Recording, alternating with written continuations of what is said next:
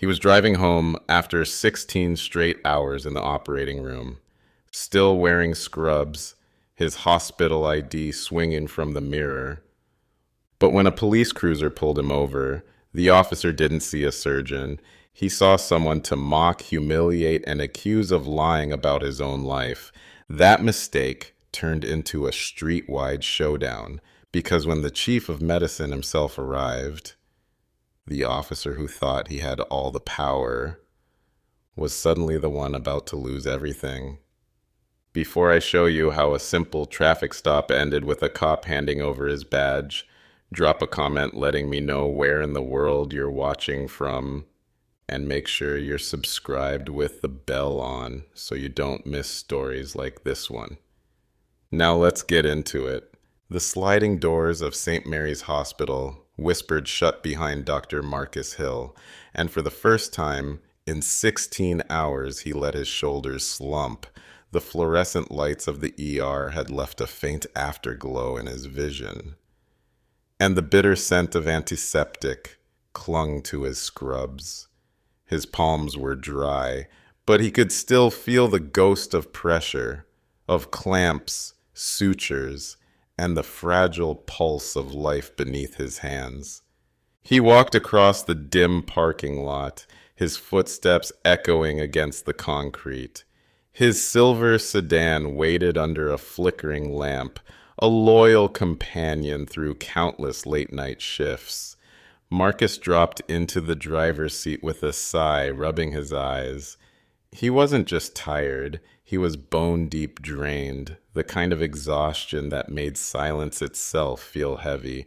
But behind that weariness, there was a quiet pride. Just a few hours earlier, a young boy had been wheeled in, chest torn open from a car accident. By all odds, he should not have survived. Yet Marcus had stood there, unflinching, guiding his team through the chaos. And when the boy's mother had whispered, "Thank you, doctor," with tears streaming down her cheeks, Marcus knew this was why he endured nights like this. He started the engine. The low hum filled the cabin, and the dashboard light reflected off the small plastic badge dangling from his rearview mirror, his hospital ID with his name bold across it. Dr. Marcus Hill, MD, Trauma Surgery. The city outside was unusually quiet. Storefronts were dark. Streetlights stretched their orange glow across empty sidewalks, and every so often, a lone car rolled by like a ghost in the distance. Marcus lowered his window, letting the cool night air rush in. It felt good, like washing the day off his skin. His stomach rumbled, reminding him he hadn't eaten since noon. He considered heading straight home, but instead decided on a stop at the 24-hour cafe a few blocks away. A hot cup of black coffee and maybe a sandwich. Something to keep him awake just long enough for the drive. As he turned onto a wide avenue, Marcus tapped his fingers against the wheel, humming under his breath. His eyelids grew heavy for a split second, but the air through the open window jolted him awake.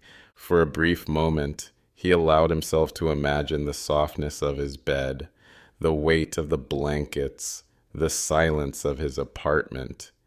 He smiled faintly. Just another 10 minutes, he thought. Then red and blue lights flared in his rearview mirror. The smile vanished. Marcus blinked, checked his speedometer. He wasn't speeding. He wasn't swerving. He hadn't rolled through a stop sign. Nothing. Yet the cruiser behind him stayed glued to his bumper, its lights cutting through the night.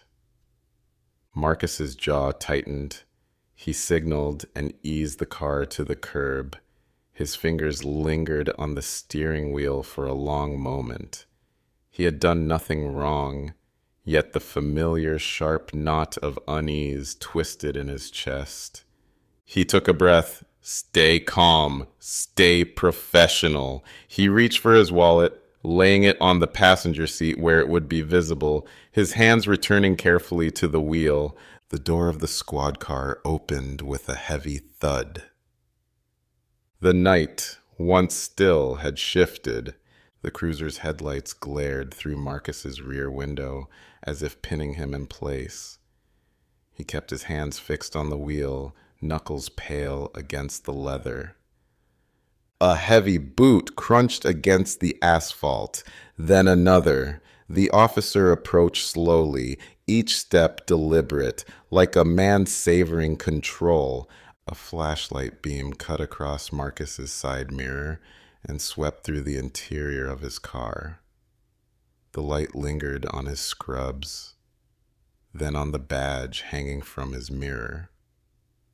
The officer leaned down, tapping the butt of his flashlight against the glass. License and registration. Marcus pressed the window button, lowering it halfway. Of course, officer. His voice was calm, steady. He reached slowly for the wallet he'd already placed in plain sight. The officer snatched the license without looking, flicking the light over Marcus's hospital ID again. A smirk tugged at the edge of his mouth. Marcus Hill, surgeon? His tone curled with disbelief. That's what this says? Yes, Marcus replied evenly. Trauma surgery. I just came from the hospital. The officer chuckled, a low, mocking sound. Surgeon, huh? You expect me to believe that? He leaned closer, the scent of tobacco clinging to his uniform. You people usually push a mop in places like that, not cut people open. Marcus felt the jab like a slap across the face, but he swallowed his anger. I assure you, officer, I'm exactly who my ID says I am. Is there a problem with my driving? The flashlight beam jerked up to his face, harsh and unblinking. Problem is, I don't buy your little story. Nice car. Scrubs. ID that could have been stolen. Real convenient.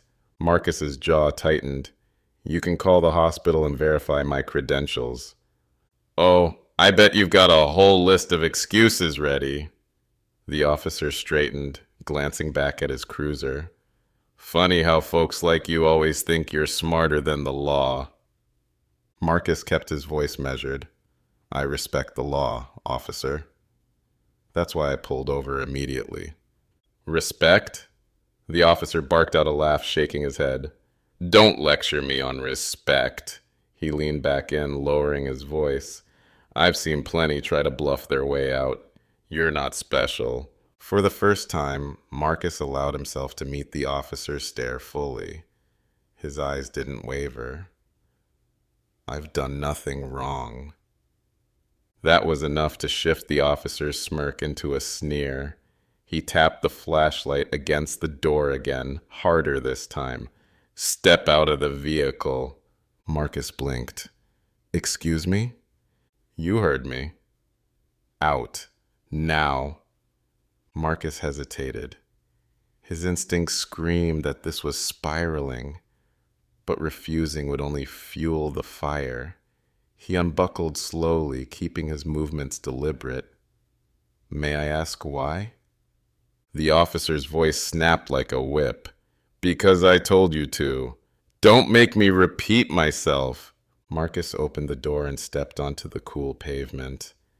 The night air that had felt refreshing minutes ago now cut sharp and hostile.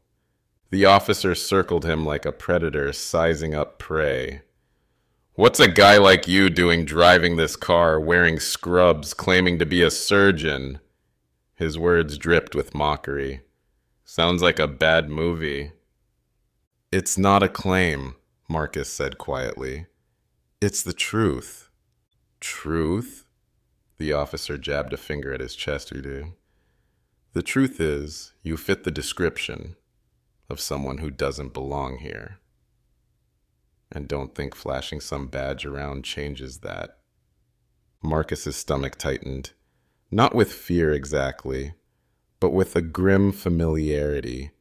He'd lived this undertone before, felt it in classrooms, in boardrooms, even in patients' skeptical stares before he proved himself on the operating table. But here in the dark with a man who had a badge and a gun, the undertone wasn't hidden, it was weaponized. He glanced at the empty street, searching instinctively for witnesses. Nothing, just the hum of the street lamp above and the cruiser idling behind them.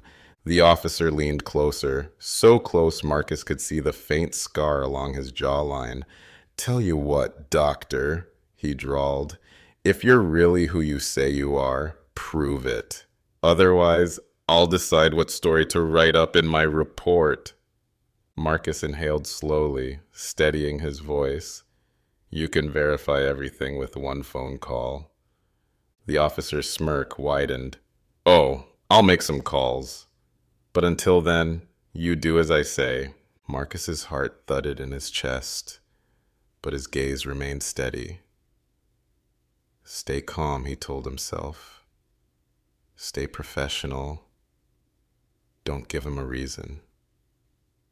The flashlight beam hit him in the face again, blinding, hot. The night was no longer quiet. It was heavy, waiting, on the verge of something about to break. Marcus stood on the curb, the cruiser's red and blue lights washing over him in steady pulses. The night air was sharp against his skin, but the officer's presence pressed heavier than the chill. "Hands on the hood," Reynolds ordered, jerking his flashlight toward Marcus's sedan. Marcus hesitated. "Officer, I've cooperated with everything you've asked. Is this—" "Don't talk. Just do it." The steel in the officer's voice left no room for discussion.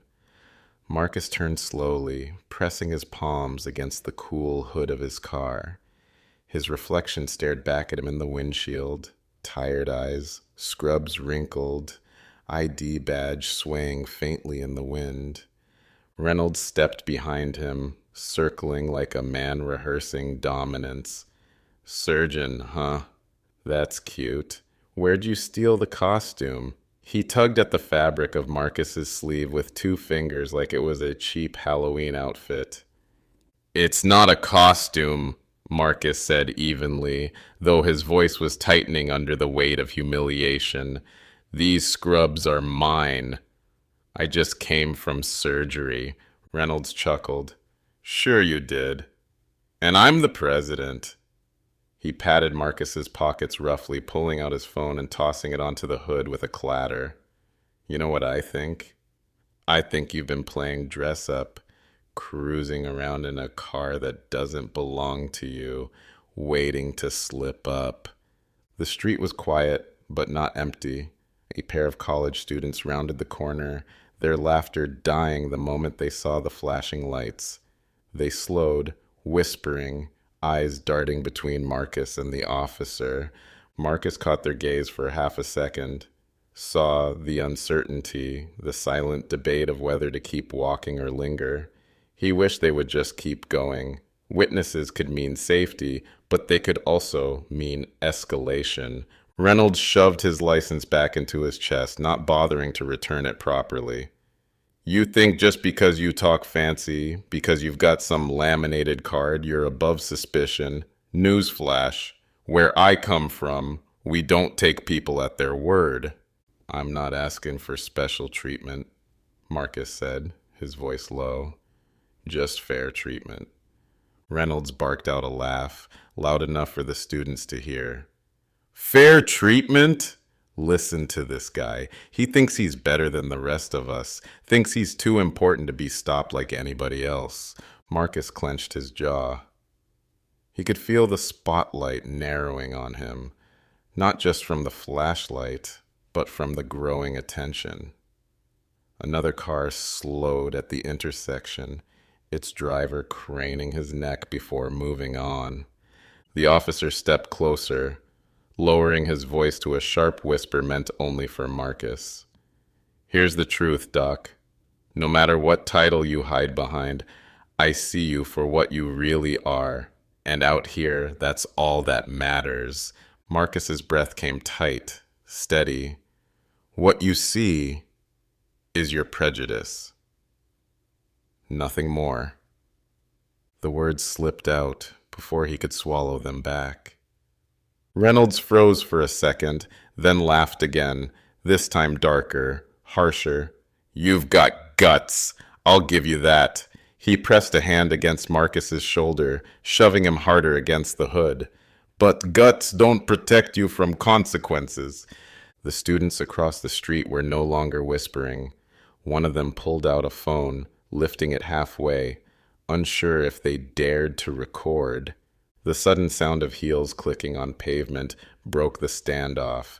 A young woman in scrubs, Nurse Kayla Simmons, just off her own shift, stopped dead at the sight. Her eyes widened. "Dr. Hill?" she called, voice carrying across the street. Marcus turned his head slightly, relief flickering in his chest. Reynolds straightened, annoyed by the interruption. "Keep moving, miss. This doesn't concern you." But Kayla didn't move. She pulled her phone from her pocket, raising it high. The soft red record light blinked to life. "It does concern me. That's my colleague. He's a surgeon at St. Mary's. I just left the OR with him 2 hours ago." Her words cut through the street like glass shattering. The students exchanged quick looks, emboldened, and one of them finally raised their phone fully, recording without hesitation. Reynolds' jaw tightened. For the first time, a crack appeared in his smug composure. His eyes flicked from Marcus to the gathering eyes around them, calculating. But pride wouldn't let him back down. He pressed closer to Marcus, voice low but venomous. "You think a couple of phones scare me? Cameras don't change what's real." Marcus lifted his chin, speaking loud enough for the onlookers to hear. "What's real is, I've saved lives tonight while you stand here trying to strip away my dignity." A murmur rippled through the small cluster of bystanders. The balance of power was shifting, subtle but undeniable. Reynolds sensed it too. His grip tightened on his flashlight, and his voice turned sharp, desperate to reassert control. "You keep running that mouth, Doc, and you'll see just how fast things can go south." But now Marcus wasn't alone in the dark anymore. Eyes were on them, recording, witnessing. The humiliation still burned, but a spark of resistance had begun to glow beneath it. The tension on the street was thick enough to taste. Marcus kept his palms against the hood, the metal warming under his skin from his own body heat. The red and blue lights pulsed like a warning siren through his veins. A new sound broke the air. Another cruiser pulling up fast, tires crunching gravel as it slid in behind Reynolds' car. The arrival of backup should have meant relief, but Marcus felt his stomach sink. The second officer stepped out, younger, slimmer, his expression unreadable beneath the brim of his cap. He walked over, with casual strides, glancing once at Marcus and then at Reynolds. "Everything all right here?" Reynolds smirked, jerking a thumb toward Marcus. "Yeah, just dealing with a guy who thinks he's above the law. Claims he's a surgeon." The younger officer raised an eyebrow, giving Marcus a brief flickering glance. But he didn't question Reynolds' tone. Instead, he leaned against the hood of his cruiser, folding his arms as if settling in to watch. Marcus finally spoke, his voice steady, but carrying a sharpened edge. "I've cooperated fully. I am a surgeon. You can call St. Mary's Hospital and confirm it right now." The second officer shrugged, disinterested. "If Reynolds says he's got a reason, then he's got a reason." Reynolds grinned, emboldened by the support. "See? Even my partner knows a liar when he sees one." Marcus turned his head slightly, looking Reynolds square in the eye. I've spent the last 16 hours in an operating room saving a boy who nearly died from a car accident. That's not a lie. The words were calm, but the weight behind them carried years of buried frustration. Reynolds snorted, circling closer. Oh, give me a break. You? Holding a scalpel? More like holding a broom. And let me tell you, Doc, you're not exactly inspiring confidence right now. He shoved Marcus's shoulder lightly, testing him. Marcus stiffened, but didn't move. The nurse, Kayla, kept her phone up, her voice sharp. Stop touching him. He hasn't done anything wrong.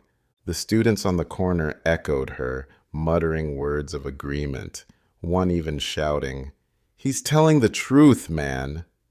But Reynolds' smirk only deepened. He raised his voice, making sure everyone could hear. Resisting orders in front of witnesses. That's a bold move, Doc. Maybe I should go ahead and put cuffs on you before this gets worse. Marcus's chest tightened. His heart hammered, not with fear alone, but with anger straining against his restraint. The word cuffs echoed in his head.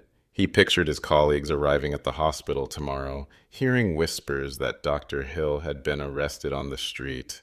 The shame, the stain, the lie. He drew in a long breath, choosing each word with deliberate care. Officer, you know I've resisted nothing.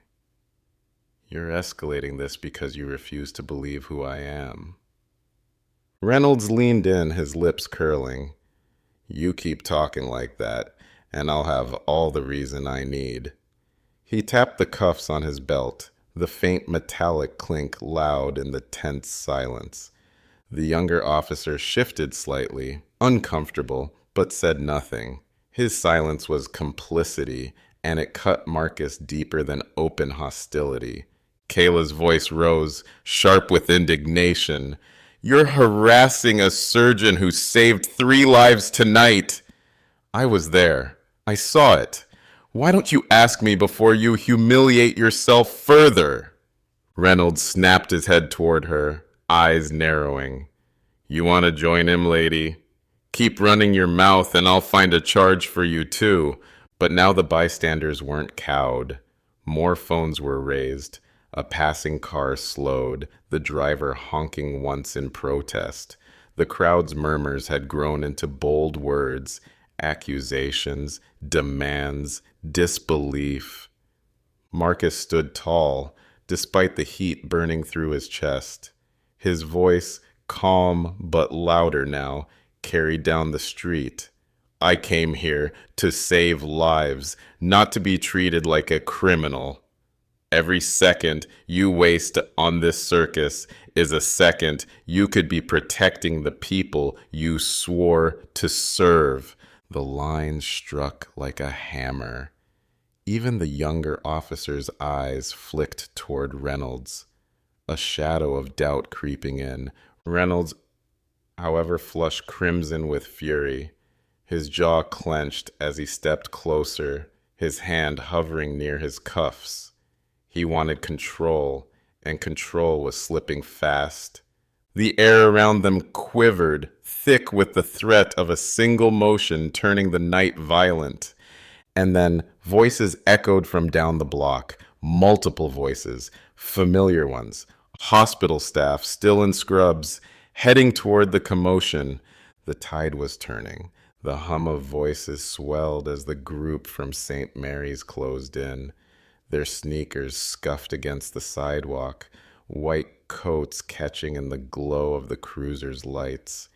It wasn't 1 or 2.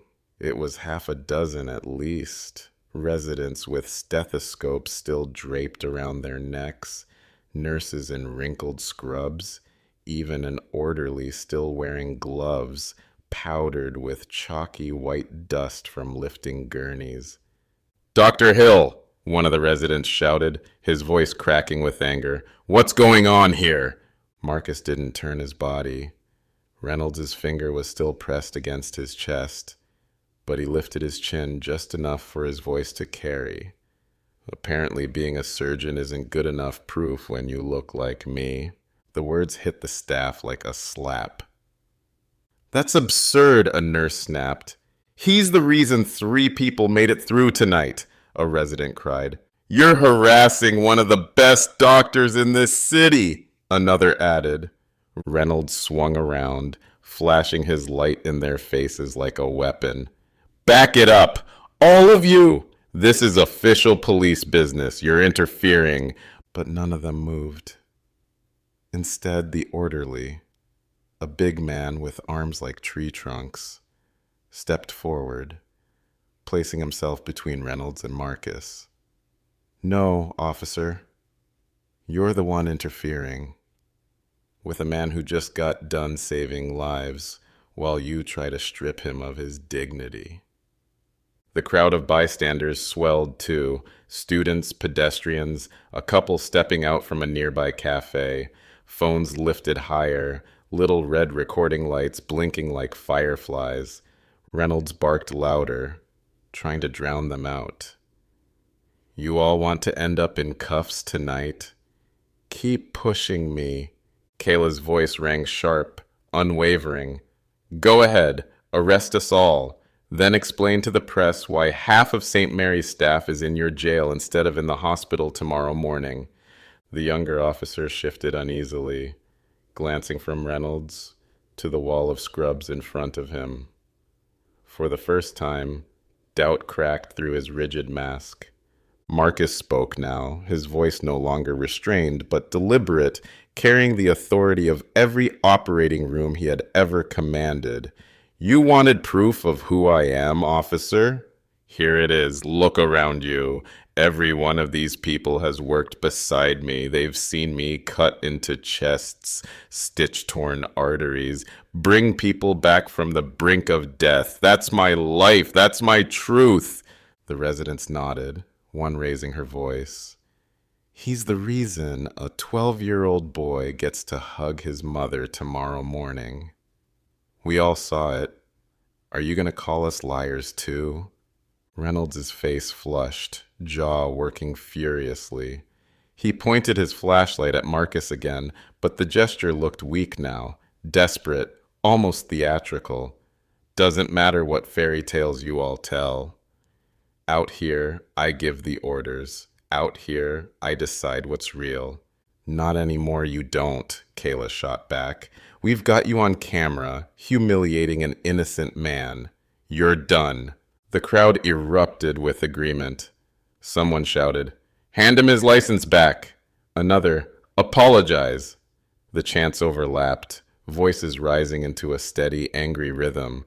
The balance of power had flipped entirely. Reynolds' posture stiffened, but the smirk he wore earlier was gone. His partner shifted again, finally muttering under his breath, Reynolds, maybe we should... Shut up, Reynolds snapped. But the crack in his confidence was plain. Marcus straightened, his eyes burning with quiet fury. You tried to strip me of respect I've earned every single day of my life. You can't take that from me, not with your words, not with your badge. The orderly stepped closer, his broad frame casting Reynolds in shadow. He's not alone anymore. Whatever you thought you could do, you lost your chance. And as if on cue, the sound of another car pulling up made heads turn. A black sedan rolled to the curb, and from it stepped a figure whose presence seemed to still the entire street. Dr. Raj Patel, chief of medicine at St. Mary's. The crowd parted instinctively, giving him a clear path. His gray hair gleamed under the street lamp, his white coat unbuttoned but commanding respect like a uniform. His voice, calm yet cutting, carried across the block. Officer, take your hands off my surgeon. The crowd hushed as Dr. Raj Patel strode forward, his polished shoes clicking against the pavement with a rhythm that demanded attention.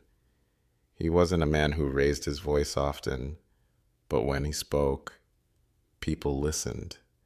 The very air seemed to bend around his presence. Reynolds shifted, visibly caught off guard, And who the hell are you supposed to be? Patel stopped a few feet away, his gaze steady, his tone crisp. I'm Dr. Raj Patel, Chief of Medicine at St. Mary's Hospital, and the man you're harassing is one of my top surgeons. Step away from him. Immediately.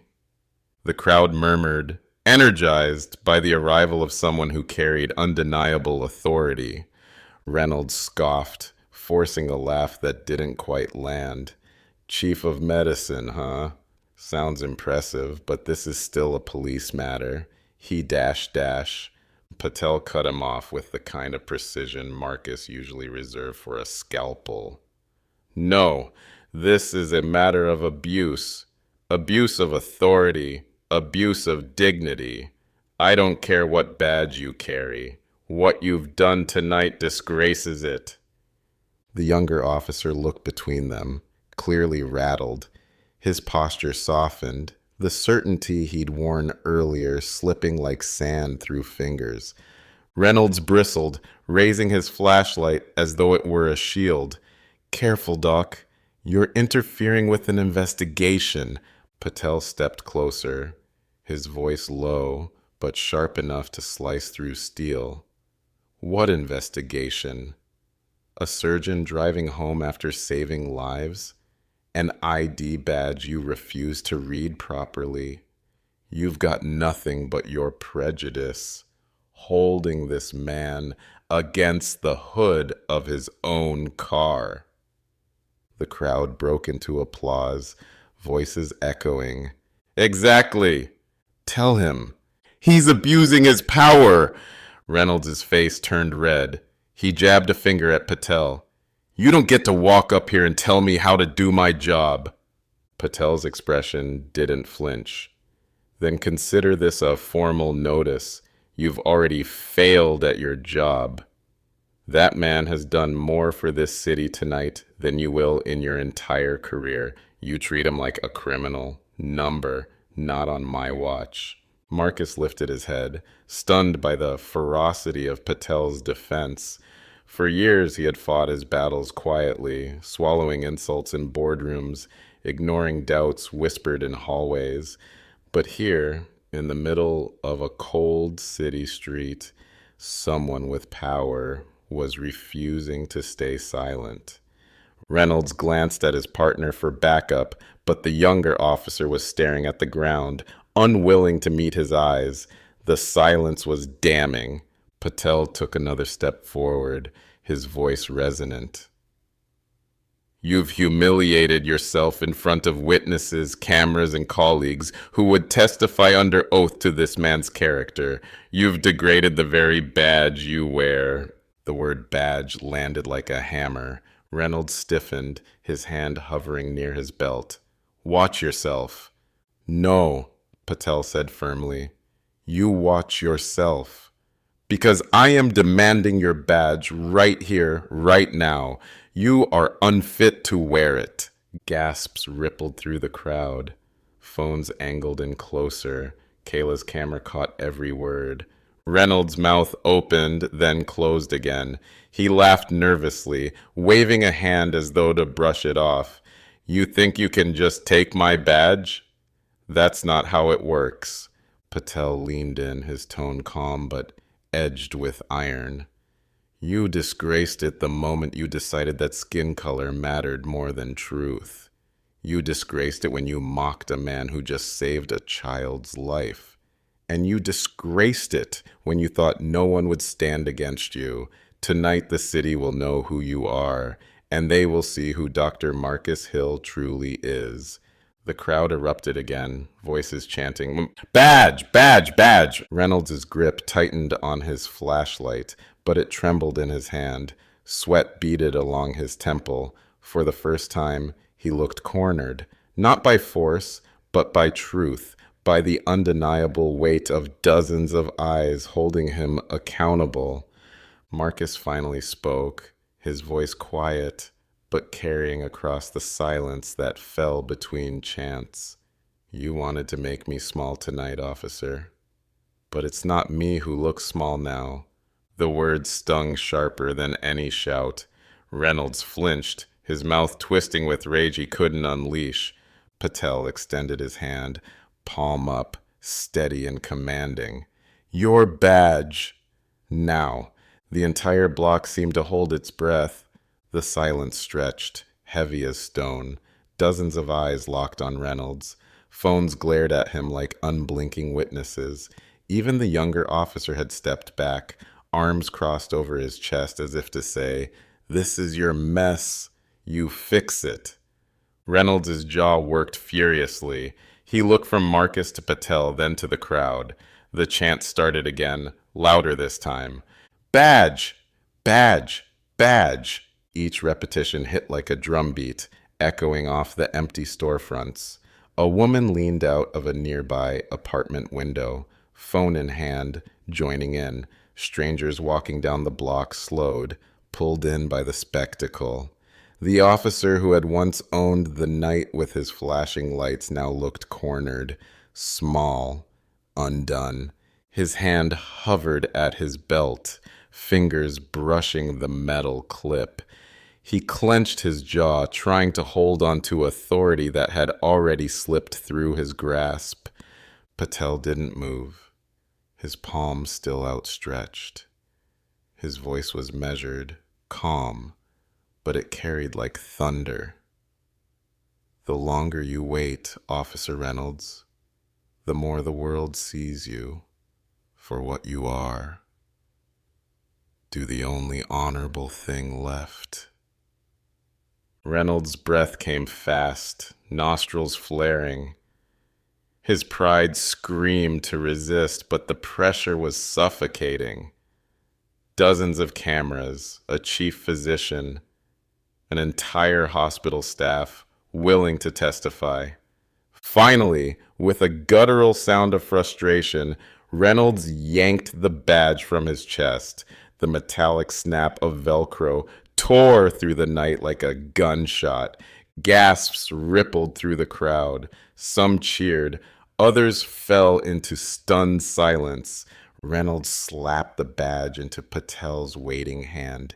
His movements were sharp, angry, but underneath the anger was something raw, humiliation, the sting of power crumbling in public. Patel didn't flinch. He held the badge as if it weighed 10 pounds, his gaze steady. "You are done here," he said simply. The crowd erupted. Applause, shouts of triumph, a surge of energy that rolled down the block. Someone shouted, "That's justice!" Another yelled, "About time!" Phones shook in hands as people scrambled to capture the exact moment the cop was stripped of his authority. Marcus stood straighter, the knot in his chest finally loosening. He hadn't asked for this confrontation. He hadn't wanted it. But now, under the flashing lights with his colleagues and strangers alike surrounding him, he felt something settle deep inside him. Not victory, something quieter, vindication. Reynolds' face burned crimson. He turned to his partner, looking for an ally, but the younger officer avoided his eyes, shifting awkwardly. Without his badge, Reynolds looked like nothing more than a man in a uniform, no longer untouchable. Patel turned, handing the badge to the orderly beside him. "This will go to the proper authorities," he said. His tone left no room for argument. Reynolds growled under his breath, words lost in the roar of the crowd. He stormed back toward his cruiser, shoving past onlookers who booed and jeered. His flashlight clattered to the ground, forgotten in his retreat. The younger officer lingered for a moment, then gave Marcus a small, almost apologetic nod before following his partner. As the cruisers pulled away, the red and blue lights vanished down the street, swallowed by the night. The silence that followed was different now, lighter, charged with relief. Kayla lowered her phone at last, her hands trembling from adrenaline. "It's over," she whispered, more to herself than anyone else. Marcus finally turned to Patel, his voice cracked, soft but full of gratitude. You didn't have to do that. Patel placed a firm hand on his shoulder. Yes, I did. Because you deserve better than this. And tonight, everyone here saw it. The crowd cheered again, louder this time, not just for Patel, but for Marcus, for the man who had walked out of an operating room saving lives, only to be forced to fight for his own dignity on a city street. The street slowly emptied as the cruisers disappeared into the night. The chants faded, replaced by the low murmur of conversations and the quiet buzz of relief. A few neighbors lingered on their porches, still recording, still talking about what they had just witnessed. Marcus exhaled, a long breath he hadn't realized he'd been holding. His chest felt tight, not from fear anymore, but from the weight of what had just unfolded. He rubbed his palms together, the skin still tingling from where they'd been pressed against the hood of his car. Kayla stepped closer, her phone now lowered at her side. It's already online, she said quietly. People are sharing it everywhere. By tomorrow morning, everyone will know. Marcus gave a small, weary smile. I never wanted to be in a video like that. You didn't, Kayla replied. He put you there. And now the whole city saw who you are and who he is. Behind her, the residents and nurses began dispersing, calling quick reassurances as they went. Hang in there, Dr. Hill. We've got your back. You saved lives tonight. Don't forget that. The orderly gave Marcus a firm nod before following the others down the block. The solidarity warmed him, though it couldn't erase the sting of what had happened. Still, he was grateful for the voices that had refused to let him stand alone. Patel lingered, his expression softer now, no longer the iron mask he had worn moments earlier. Go home, Marcus, he said gently. Rest. You've carried enough tonight. Marcus nodded, his throat tightening. Thank you for everything. Patel gave his shoulder a squeeze, then turned and headed back toward his car. The chief of medicine once again, just a man in a coat, walking into the night. Marcus slid back into his sedan. The seat felt the same, but nothing else did. He sat for a moment, letting the silence settle around him. His ID badge still dangled from the mirror, swaying faintly in the draft from the open window. The name on it seemed heavier now, carved deeper into the plastic, as though it had been tested and proven. He started the engine. The low hum filled the cabin, steady and grounding. As he pulled onto the quiet street, the city lights stretched before him, familiar, yet somehow changed. The night was calm again. But Marcus carried its weight with him. Not defeat. No, something else. A reminder that no matter how many lives he saved, there would always be battles waiting outside the hospital walls. He drove on toward the small comfort of his apartment, toward rest. The badge around his neck swung gently, catching the dashboard light like a silent vow that he was still here, still standing, still a surgeon. And tonight, the city knew it too. So tell me, do you think Officer Reynolds deserved to lose his badge right there on the street? And if you had been a bystander that night, would you have stepped in to defend Dr. Hill or stayed quiet on the sidelines? I want to hear your thoughts. Drop your answers in the comments below. And hey, if you enjoyed this story, make sure you hit that like button. It really helps more people find these videos. Don't forget to subscribe and press the bell icon so you don't miss tomorrow's upload. Share this video with your friends and family too. You never know who might need to see it. And while you're here, check out the other videos that should be appearing on your screen right now. I'll see you tomorrow, same time, with a brand new video.